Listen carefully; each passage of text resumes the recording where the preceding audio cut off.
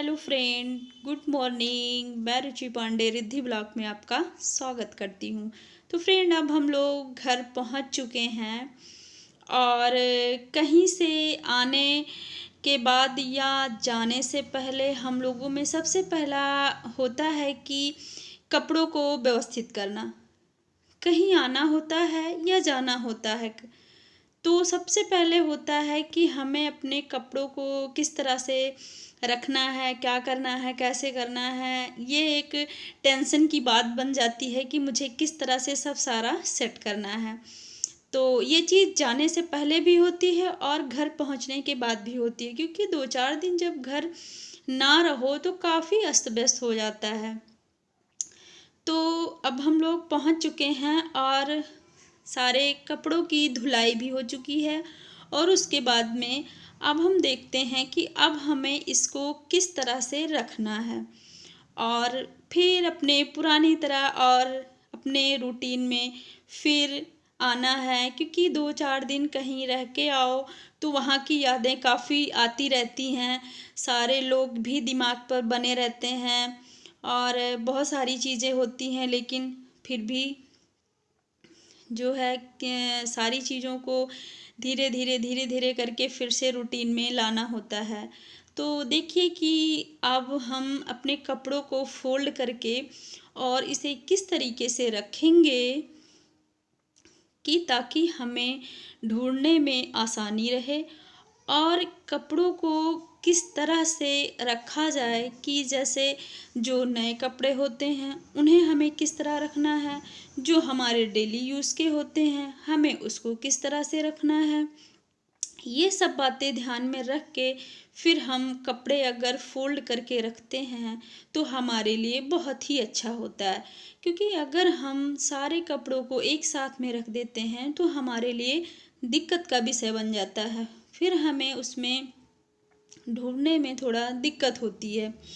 और उसके बाद में होता क्या है कि जो हमारे डेली यूज़ के कपड़े होते हैं उनको हम एक साइड में रख के, जो हमारे कहीं आने जाने के होते हैं कपड़े उनको हम एक साइड में रख के, जो बच्चों के होते हैं उनको हमें एक साइड में रख के, मतलब कि जो कपड़े अगर हम इस तरह से रखेंगे कि अलग अलग रखेंगे, एक में मिक्स करके नहीं रखेंगे, तो जब भी हमें ढूंढना पड़ेगा तो हम उसे बहुत ही आसानी से ढूंढेंगे। और काफ़ी कपड़े हो जाते हैं तो सब धुल भी चुके हैं और सूख भी गए हैं, अब इनको हमें सिर्फ तह करके रखना है। पर ये ध्यान में रख के रखना है कि कौन किस जगह रखा जाएगा। और अगर कपड़ों को हम अच्छे से रखते हैं, बहुत बढ़िया से उसकी तह लगा देते हैं, तो हमारे कपड़ों में जल्दी सिकुड़न नहीं आती है। और मैं आपको एक बात बताऊं, बहुत ही अच्छी बात है, मेरी मम्मी हैं वो कपड़ों को इस तरह से रख देती हैं, इतने बढ़िया ढंग से रखती हैं कि शायद है उसे कोई बता नहीं सकता है कि ये कपड़ों में प्रेस लगा है या नहीं लगा है। बहुत ही बढ़िया रखती हैं, इतने अच्छे से वो तय कर लेती हैं, मैं तो उतने अच्छे से नहीं कर पाती हूँ। फिलहाल सोचती ज़रूर हूँ, प्रयास ज़रूर करती हूँ कि मैं भी उस तरह रख सकूँ। क्योंकि उनके कपड़ों को रखने के बाद में ऐसा नहीं लगता कि इन कपड़ों पे प्रेस नहीं लगा हुआ है। इतने बढ़िया ढंग से वो तय करती हैं कि पूछिए नहीं। और हाँ, अगर हम कपड़ों को रखें और अच्छी तरीके से उसको हम सेट करके रखें तो ये देखिए कुछ इस तरह से, तो वो कपड़े जो हमारे सिकुड़न सिकुड़न से होते हैं फिर ये दिक्कत नहीं होगी। तो ये देखिए कि जो हमारे वूलन कपड़े हैं उनको हम एक तरफ रखेंगे और वूलन में भी हमें ये देखना है कि इसमें से कौन से डेली यूज़ के हैं और कौन से नहीं हैं। उस हिसाब से हम कपड़ों को तह करके रखेंगे। क्योंकि जब हम तय करते हैं उसी समय अगर हम ये चीज़ ध्यान देते हैं कि कौन कैसे रखना है तो हमारे लिए बहुत अच्छी है। तो अब बात आई टोपी की, क्योंकि सर्द के मौसम में टोपी अगर हम व्यवस्थित ढंग से रखते हैं तभी हमें ढूंढने पर मिलेगी, वरना ढूंढने पे जल्दी मिलती नहीं है। क्योंकि ये छोटी चीज़ें होती हैं तो हम क्या करते हैं कि जो है हमारी टोपी होती है इसको हम एक साइड में रखते हैं। इसको हम किसी कपड़ों में नहीं रखेंगे कि जब हमें ज़रूरत पड़े तो ये हमें ना मिले। ये चीज़ हमें ध्यान रखने की बात है। और हम अगर इसको एक साइड में रखेंगे तो मेरे लिए बहुत ही अच्छा होगा। अब आई बात छोटे बच्चों की, कि छोटे बच्चों के कपड़े जो होते हैं उनको भी हमें सही ढंग से रखना होता है। इसलिए क्योंकि ये इतने छोटे कपड़े होते हैं कि अगर हम इनको सही ढंग से नहीं रखेंगे तो ये हमें जल्दी ढूंढने पर नहीं मिलेंगे। तो इनको भी हम क्या करते हैं कि हम एक साइड में लगाते हैं। इन कपड़ों को हम किसी कपड़ों में नहीं रखेंगे, इसलिए क्योंकि अगर हम साइड में रखेंगे तो हमें ये पता रहेगा कि ये कपड़ा बच्चों का है, ये कैप है और ये कपड़ों की है। तो इसमें क्या होता है कि हमारे लिए बहुत सुविधा हो जाती है। तो हमें कुछ ऐसे काम करने चाहिए कि जिससे हमें हमारे समय की भी बचत हो, हमारा दिमाग भी शांत हो और हम उस काम को सुगमता से कर सकें। क्योंकि देखिए होता क्या है, सर्दियों के दिन बहुत छोटे होते हैं तो इसमें हमें काम तो वही रहता है, बस ध्यान देना ये होता है कि हर काम को व्यवस्थित कर दें। इससे हमें आसानी ये होगी कि जो काम हम कर रहे हैं उस काम में हम पूरा ध्यान लगा के करें और ध्यान में रखें कि ये काम हमने इस तरह से किया है।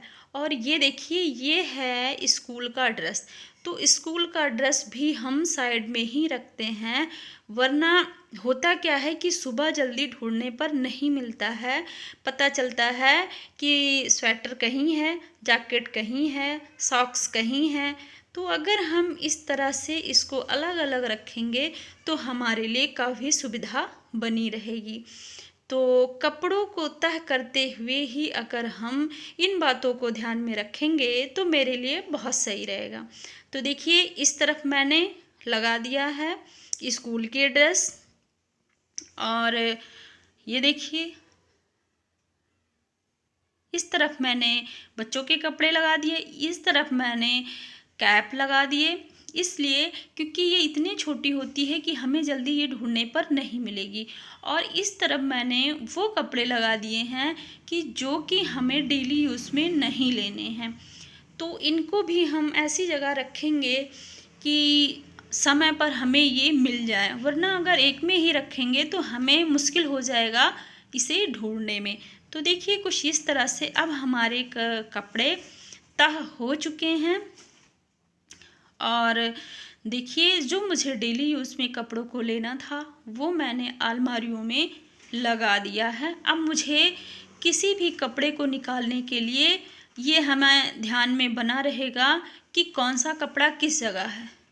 मेरा सारा कपड़ा दिख रहा है कि मुझे अगर इसमें से कोई निकालने हैं तो मुझे बराबर ध्यान में रहेगा कि इस तरफ ये कपड़ा रखा हुआ है। और अगर हम यही मिक्स कर देंगे तो दिक्कत है।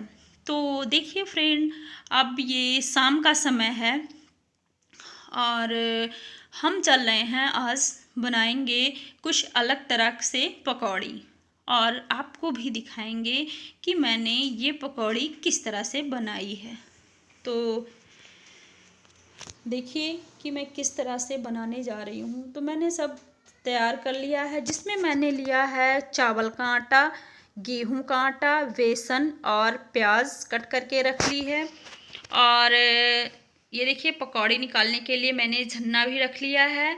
और ये देखिए ये प्याज है, ये गेहूं का आटा है, ये चावल का आटा है और साइड में हमारा बेसन है और इसके जो मसाले हैं वो हैं। मतलब हमने सब रेडी कर लिया है, अब मुझे सिर्फ बनाना है। तो देखिए कि मैं किस तरह से बनाने जा रही हूँ, वो मैं आप लोगों को भी दिखाऊंगी। और देखिए हमने गैस पर तेल भी रख दिया है और उसके बाद में फिर अब हम चलते हैं धीरे धीरे बनाने की तरफ। क्योंकि कोई भी चीज़ बनाइए तो सबसे ज़्यादा समय तैयारी में ही लगता है। अगर हम तैयारी करके रखते हैं तो समय नहीं लगेगी। देखिए अब मैंने डाल दिया है बेसन, मैंने डाल दिया गेहूं का आटा और अब बारी है चावल के आटे की। हमने इसमें सारी चीज़ों को डाल दिया। इसमें मैंने हल्दी और जो भी मुझे मसाले डालने थे वो मैंने डाल दिया। इसमें मैंने आवश्यकता अनुसार नमक डाल दिया, हल्का सा मैंने इसमें अजवाइन भी डाली थी। और उसके बाद में ये देखिए ये प्याज है। तो हमें क्या करना है, पहले तो मुझे इसका घोल बनाना है।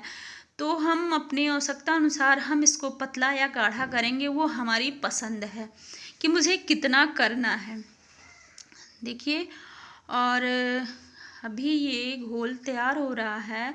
तो देखिए कुछ इस तरीके से ये तैयार हो रहा है। कम से कम हम इसे 5 मिनट के लिए इसे हम छोड़ देंगे इसी तरीके से, ताकि ये बराबर मिक्स हो जाए। और ये देखिए, और एक साइड में मैंने चाय भी बनने को रख दिया है, जो कि चाय मेरी अब पक रही है। अभी मैंने इसमें दूध नहीं डाला है और मैं अभी डालूंगी। तो देखिए कि कुछ इस तरह से हम अब इसको तलना शुरू कर दिए हैं। तो ये देखिए कुछ इस तरीके से तला जा रहा है। और उसके बाद में हमने क्या किया है, कुछ घोल में मैंने जो पहले घोल बनाया है उसमें मैंने प्याज नहीं डाली है। ये देखिए ये पकौड़ी मैंने बगैर प्याज की बनाई है और इसमें मैंने प्याज नहीं डाला था। मैंने इसमें सिर्फ गेहूं का आटा और चावल का आटा और मैंने बेसन डाला था। और उसके बाद में फिर मैंने क्या किया था, जो मैंने ये वाली पकौड़ी बनाई इसमें मैंने प्याज भी डाला था। और जो मैंने पहले बनाया था उस वाले में मैंने प्याज नहीं डाला था, क्योंकि किसी किसी को प्याज की पसंद होती है और किसी किसी को नहीं पसंद होती है। तो मैंने सोचा कि क्यों ना मैं 2 तरह की बना लूँ, ताकि जिसको जैसी पसंद होगी वो अपने हिसाब से खा लेगा।